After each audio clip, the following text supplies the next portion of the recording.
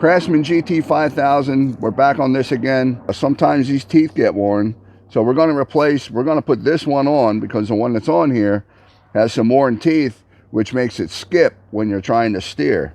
So now where this goes is down here all the way at the bottom, and luckily without the battery it's not that hard to get to, but right in there.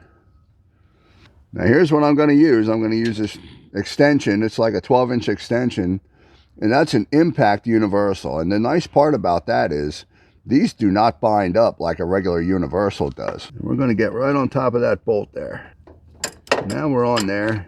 So here's the bolt and the regular washer, and these three here are like shims. So this sits in the tractor just like this. So here's the bushing that was at the top. That one's actually in good shape yet. It's got a little bit of wear, but most of the wear was on the bottom one.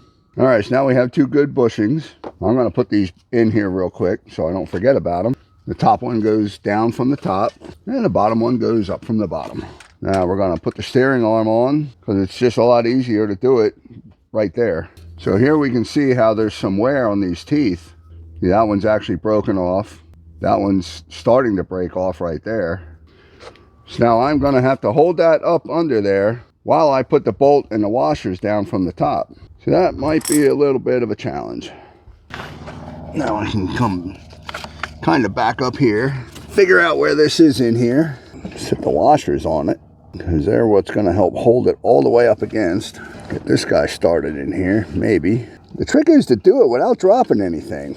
So now here we'll be able to see that we went from something that the wheels did not turn at all to something that's actually drivable.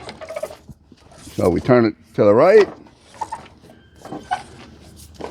turn it to the left, not skipping anywhere, turns fairly easy, even without moving. So that's a win right there. So we got this steering back in order the way it should be. And the customer's going to be real happy about that because he needs to use this tractor. Now there is something else that I noticed that we're going to take a look at real quick. Now the brakes work if you push the pedal down all the way, but where the brakes are at with the parking brake on, you can still move it. So we're going to see if we can take a quick look at that. Hopefully it's just a brake adjustment.